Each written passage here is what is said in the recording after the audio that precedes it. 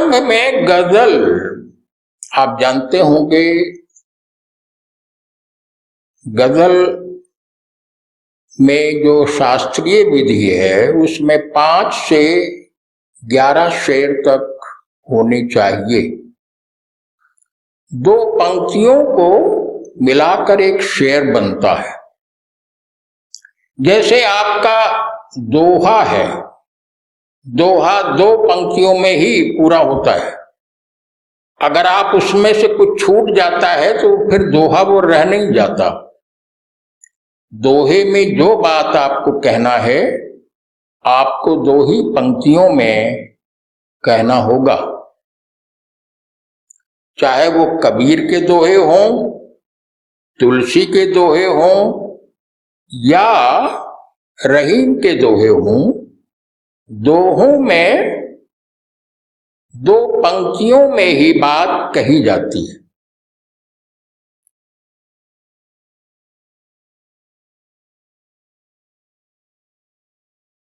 शुरू में जो गजल जहां से निकली थी, वहां तो जो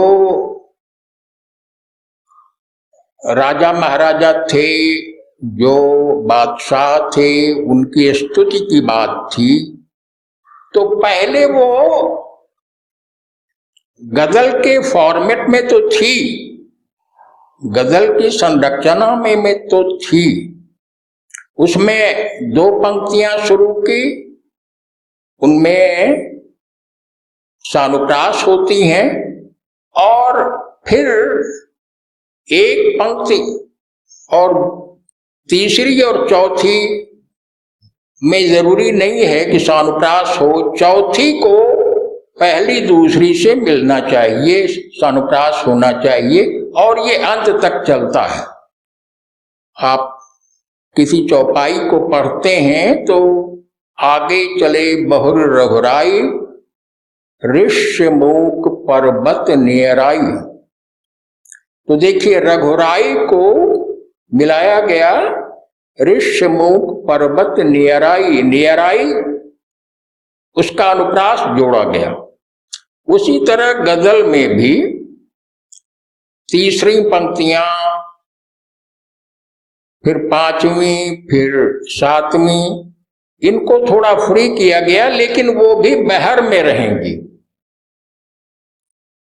और इस तरह से 5 शेर अगर पूरे करते हैं आप, तो वो गजल मानी जाती है। हमको तो ऐसे भी गजल लिखने वाले मिले जिन्होंने 41 शेर लिखकर हमको भेजा छापने के लिए, और उसकी हेडिंग दिया बहुत छोटी सी गजल। तो हमने कहा भाई 41 शेर की गजल तो होती नहीं है ना? जो शास्त्रीय विधा है उसमें तो ये बहुत ज्यादा है, इसको आप 2-3 में करते तो ठीक था।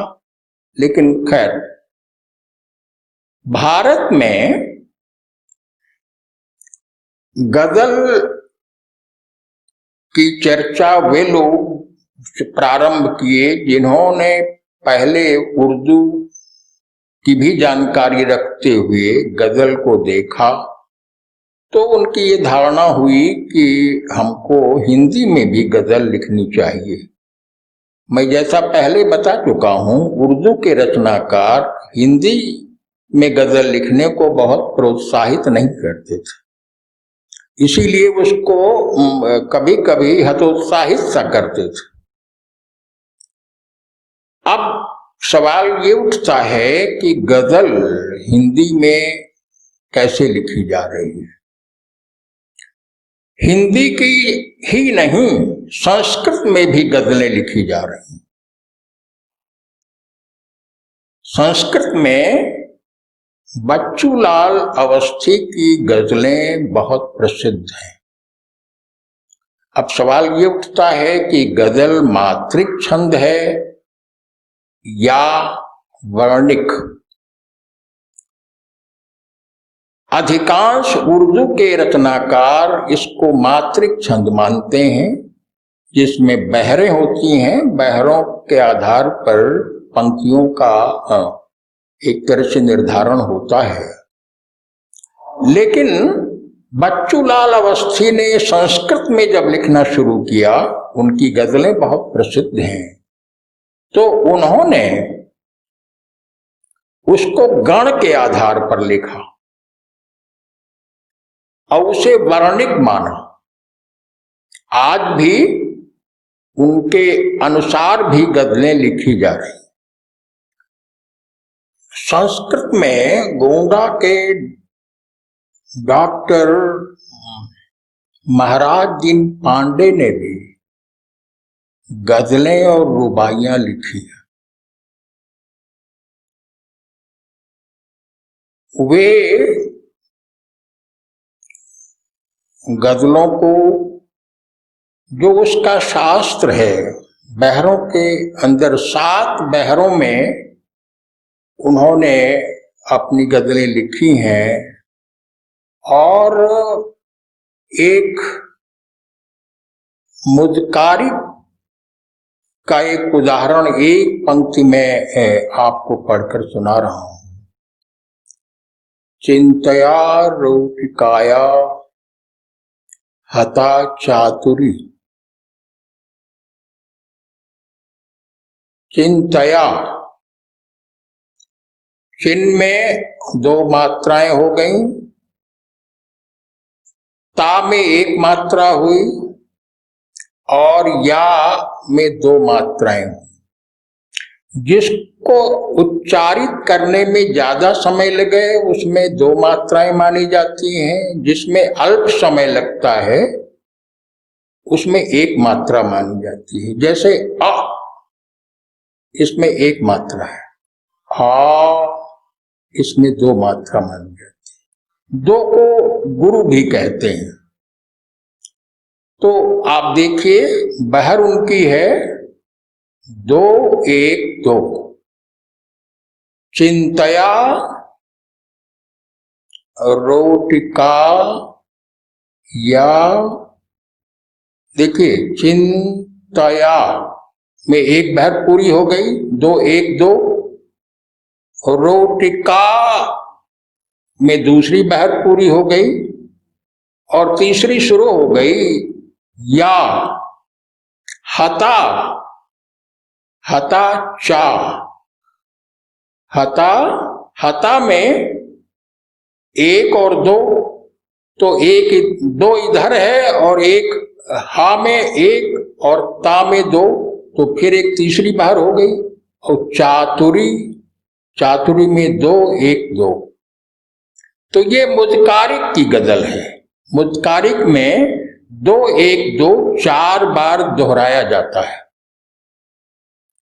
जो नए लोग हैं और गजल लिख रहे हैं उनको इसकी जानकारी होनी चाहिए। जैसे कि भाई हम जो भी लिखते हैं उसमें मात्राएं सही हों और वो बहर में हो तभी गजल मानी जाती है। तो 2 1 2 4 बार दोहराएंगे आप तो 2 1 2 माने 5 हो गया। 2 1 2 इनको जोड़िए तो 5 मात्राएं होंगी। एक बहर में 5 मात्राएं और उनका क्रम है। मतलब ऐसा नहीं है कि किसी भी तरह लिख लीजिए। 2 मात्रा वाला होना चाहिए, फिर 1 का होना चाहिए, फिर 2 मात्रा का होना चाहिए। एक बहर हुई, 4 बार दोहराइएगा तो ये कुल मिलाकर 20 मात्रा होगी। और 20 मात्रा जो होगी तो ये 2 1 2 के ढंग से अगर होगी तो ये मुतकारिब, उर्दू गजल में इसका नाम मुतकारिब है। मुतदारिक है, मुतकारिब नहीं, मुतदारिक है। इसी से आप समझ सकते हैं कि गजल एक तरह से छंदों में बंधी हुई रचना है। जो गजल लिख रहे हों वो उसे, उस छंद को समझ करके, उस बहर को समझ करके लिखेंगे तो अच्छा लिखेंगे। बहुत आसान बहरों में मुतकारिब और मुतदारिक होते हैं। जैसे मुतकारिब में क्या है कि आप एक, दो, दो, ये 5 हुआ, 1 2 2 5, इसको 4 बार दोहराइए और फिर उसी तरह से 1 2 2 1 2 2 1 2 2, ये भी 20 मात्रा होगी। और इसको आप लिखेंगे तो ये मुतकारिब कहलाएगा। 1 2 2 को 4 बार दोहराइए। जैसे मैं एक अपनी गजल की एक पंक्ति पढ़ रहा हूं, जरा मुस्कराते हुए आइएगा, जरा मुस्कराते हुए आइएगा, तनिक गुनगुनाते हुए आइएगा। इसमें आप देखेंगे कि 20 मात्राएं कुल होंगी और क्रम वही है, 1 2 2 1 2 2। तो मैं चर्चा कर रहा था कि संस्कृत में भी गजलें लिखी जा रही हैं। यहां एक बात की चर्चा मैं करना चाहता हूं कि गजल की भाषा कैसी हो। कुछ ऐसे रचनाकार हैं जिन्होंने हिंदुस्तानी गजलों का नाम दिया। वो कहते हैं गजल को हिंदू होने से बचाया जाना चाहिए। कमलेश्वर की एक पुस्तक है हिंदुस्तानी गजलें, उसमें उन्होंने तमाम लोगों के गजल को संकलित किया है और भूमिका में लिखते हैं कि गजल को हिंदू होने से बचाया जाए। मैं इसका समर्थन नहीं करता। उनकी धारणा गलत है। वो सोचते हैं जो कुछ हिंदू है वो श्रेष्ठ नहीं है। गजलें अब हर भाषा में लिखी जा रही हैं, बोलियों में लिखी जा रही हैं। अवधी में, ब्रज में, भोजपुरी में आपको गजलें मिलेंगी। तो भोजपुरी भाषा में ही तो लोग लिखेंगे, वो उर्दू में तो नहीं लिखेंगे। जिस भाषा में, गजल एक विधा है, एक शास्त्र है। उस शास्त्र के आधार पर जिस भाषा में भी लोग लिखेंगे वो गजल होगी। गजल कोई हिंदू मुसलमान नहीं होती। उनके इस विचार से मुझे दुख हुआ कि लोग ये विचार रखते हैं कि अगर इसमें हिंदू लग गया तो ये गजल नहीं रह जाएगी। ऐसा नहीं है। असल में गजल लिखने के लिए आदमी शब्द ढूंढता है। बोलचाल के शब्द हों तो वो ज्यादा अपील करते हैं। जैसे दुष्यंत कुमार की गजलें जब आप पढ़ते हैं तो बिल्कुल बोलचाल के शब्द हैं। कुछ लोगों ने उनसे कहा कि आप उर्दू के शब्दों को सही ढंग से नहीं लिख रहे हैं। जैसे उर्दू में शहर नहीं लिखा जाता, हा के नीचे रा लग करके वो लिखते हैं शहर। लेकिन उन्होंने कहा नहीं, हम जो लोग बोल रहे हैं इस भाषा में लिख रहे हैं, तो उस भाषा में लोग शहर ही बोलते हैं। इसीलिए उनकी कविताओं, उनकी गजलों में आप देखेंगे तमाम ऐसे शब्द हैं जो बोलचाल के शब्द हैं। भले ही उर्दू में बहुत से जो उर्दूदां हैं वो कहें कि ये थोड़ा बिगड़ा हुआ रूप है, लेकिन बोलचाल का शब्द है, इसीलिए वो मान्य है। और गजल पहले जब ये कसीदे से निकली तो इसका विषय हुआ करता था इश्क और हुस्न। और ये परंपरा बहुत दिनों तक चलती रही, क्योंकि अक्सर बादशाहों को, तालुकेदारों को, राजा महाराजाओं को खुश करने के लिए लिखा जाता था। तो जिस पर प्रेम और सौंदर्य पर ही अधिकतर गजल लिखी जाती थी और लोग उसी में वाहवाही पाते थे और कुछ सिक्के भी मिलते थे। लेकिन उन्नीस सौ 30 आते आते उर्दू साहित्य में भी लगने लगा कि भाई यही पर्याप्त नहीं है। इसीलिए समाज में जो कुछ हो रहा है वो भी गजल में आना चाहिए, नज्म में आना चाहिए। तो उर्दू साहित्य में 1933, 34, 35, 38, 40 के आसपास ऐसी गजलें, ऐसी नज्में लिखी जाने लगीं जो सामाजिक समस्याओं पर थीं, जिसमें समाज बोलता था। तो आज हिंदी गजल में भी, और ये धारा फिर चलती रही, इश्क और हुस्न पर भी गजलें लिखी जाती रहीं, लेकिन एक दूसरी धारा जो सामाजिक चिंताओं को उकेरती थी, गजल में वह भी एक मुख्य धारा के रूप में निकल कर आई। यही स्थिति हिंदी गजलों की भी है। हिंदी गजल में भी आप दुष्यंत कुमार की गजलों को देखें तो उसमें समाज भी है, इश्क और हुस्न का भी कहीं कहीं जिक्र है, उस पर है, लेकिन अधिकतर गजलों में, उनकी गजलों में समाज बोल रहा है। उनका संकलन साए में धूप 1975 में छपा था। आप जानते हैं कि उसी वर्ष इमरजेंसी लगी थी। उसके पहले जयप्रकाश का आंदोलन काफी तेजी से उत्तर भारत में फैल चुका था। बच्चे, स्कूल के विद्यार्थी उसमें शामिल हो रहे थे और उन्होंने एक संपूर्ण क्रांति का नारा दिया। ये गजलें उसी समय लिखी गई थी, इसलिए इनमें समाज का दर्द दिखाई पड़ता है।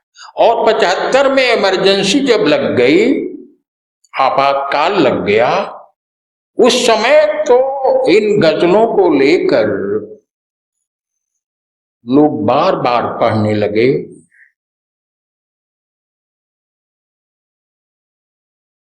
हो गई है पीर पर्वत सी पिघलनी चाहिए। ये क्या है? ये समाज का चित्रण है। समाज में कुछ बदलना चाहिए, गजलें इस तरह की भी लिखी जा रही। तो पारंपरिक गजलें भी उर्दू में भी और हिंदी में भी लिखी जा रही हैं, जो सौंदर्य और प्रेम को ही आधार बनाती हैं। लेकिन तमाम ऐसे लोग हैं जो सामाजिक चिंताओं को लेकर गजलें लिख रहे हैं और वे गजलें भी काफी प्रभावी होती हैं, समाज के बदलाव से जुड़ रही हैं। अब सवाल ये उठता है कि गजल को अगर शब्द ढूंढना है, गजल कोई लिख रहा है, हिंदी में लिख रहा है, तो वो बोलचाल की शब्दावली में शब्द ढूंढेगा या लोक भाषा में जो शब्द बोले जाते हैं उनमें शब्द ढूंढेगा। और अगर उसमें उसको नहीं संतोष हुआ तो वो संस्कृत में भी ढूंढ सकता है कि कोई शब्द उसको संस्कृत का उपयुक्त लगा तो उसका उपयोग भी कर सकता है। इसीलिए अब भाषा का बंधन गजलों पर लागू नहीं होता। गजलें बहर में हो, जिस भाषा में लिखी, जिस बोली में लिखी जा रही हैं, उससे शब्दावली लोग लेते हैं और गजलें लिखते हैं। इसको किसी कौम से जोड़ना, किसी धर्म से जोड़ना असंगत है। इसीलिए मैं ये चाहता हूं जो लोग गजल लिख रहे हैं, गजल को मान्यता देने में अब भी दिक्कतें आ रही हैं, लेकिन गजल इतनी ज्यादा लिखी जा रही हैं कि उसे मान्यता मिलनी ही है। आज की गजल केवल सौंदर्य और प्रेम की गजल नहीं है, वो सामाजिक चिंताओं की भी गजल है। तो जो भी लिख रहे हैं आज, क्योंकि गजल एक शास्त्रीय विधि है, बहर के अंदर होना चाहिए, उसको समझ करके और उसके अनुसार आप लिखेंगे तो गजल अच्छी बनेगी। आप उसको गा भी सकते हैं और पढ़ भी सकते हैं। देखिए, ये प्रश्न बार बार उठता रहा। कुछ ऐसे रचनाकार हैं उर्दू साहित्य के जो कहते हैं गजल को गाई जानी चाहिए, लेकिन बहुत से ऐसे रचनाकार हैं जो ये कहते हैं गजल गाने के लिए नहीं है, पढ़ने के लिए। आप राहत इंदौरी की गजलें ले लीजिए, वो पढ़ते हैं, गाते नहीं हैं, लेकिन आपको पसंद आती है। ये भूल जाइए कि अगर गाया नहीं जाएगा तो लोग पसंद नहीं करेंगे। अगर उसकी शब्दावली, उसकी जो क्षमता है वो सुनने वाले को अपील करती है तो लोग सुनेंगे, घंटों सुनेंगे। तो गजल गाई भी जा रही है और पढ़ी भी जा रही है, और दोनों धाराएं चल रही हैं। अब वो ये कहना कि गजल सिर्फ गाने के लिए है, बहुत संगत नहीं है। गजल पढ़ी जानी चाहिए। कई लोग तो ये भी कहते हैं गजल गाने के लिए नहीं है, ये भी कहने वाले लोग मिल जाएंगे, लेकिन हम ये नहीं कहते। हम ये कहते हैं गजल अगर गाने लायक है तो गाइए, और अगर पढ़ने लायक है तो पढ़िए। बहुत से लेखक, बहुत से कवि गाने लायक लिखते हैं, बहुत से कवि ऐसे हैं जो पढ़ने लायक लिखते हैं। तो हमें ये ध्यान रखना है कि हम कैसे भी गजल को प्रस्तुत करें, गा करके या पढ़ करके, लेकिन जनता तक उसकी आवाज पहुंचे। आप क्या कहना चाहते हैं ये जनता समझ सके। इसीलिए गजल थोड़ा प्रभावी है अगर उसको ठीक ढंग से गढ़ा जाए, ठीक ढंग से लिखा जाए। तो गजल अब वो पुरानी गजल नहीं रह गई है, अब समाज से जुड़ी हुई गजल है। और ऐसी गजलें अब आपको हर जगह मिलेंगी। चाहे आप नूर मोहम्मद की गजलें देखें, चाहे अनूप कुमार की गजलें देखें, किसी की भी देखेंगे और उसमें आपको लगेगा कि समाज बोल रहा है। इश्क और हुस्न की बातें बहुत हो गई। समाज की जो चिंता है, समाज में जो हो रहा है, समाज जिस दुख को भोग रहा है उसकी चिंता भी गजल में होनी चाहिए। इसीलिए दुष्यंत कुमार की गजलें लोग पसंद क्यों कर रहे हैं? क्योंकि वो आपातकाल के ठीक पहले लिखी गई थी और उसमें उस समय के दृश्य की छाया है। अगर आप देखें, उस काल को याद करें और तब दुष्यंत कुमार की गजलों को पढ़ें तो आपको लगेगा कि उस समय का जो समय है वो बोल रहा है। तो जिन्हें भी गजल लिखना है, हमारे जो मित्र गजल में बहुत ज्यादा लिख चुके हैं, उनसे क्या कहना है, वो तो अपना रास्ता बना चुके हैं, जैसा चाहेंगे लिखेंगे। लेकिन जो नए बच्चे गजल से जुड़ रहे हैं, एक बात और बता दूं, जो कविता लिख रहा है, अछंदोबद्ध कविता लिख रहा है, वो कभी कभी आपसे कहेगा गीत और गजल लिखोगे तो कोई पहचान नहीं बनेगी, साहित्य में कोई नाम नहीं रहेगा, ये आपको कहा जाएगा। लेकिन साहित्य किसी की बपौती नहीं हुआ करता।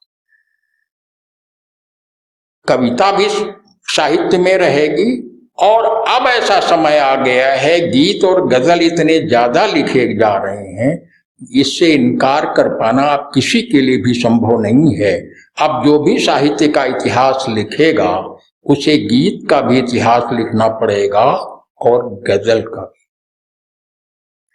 इन्हीं शब्दों के साथ मैं आप सबका आज अभिनंदन करता हूं।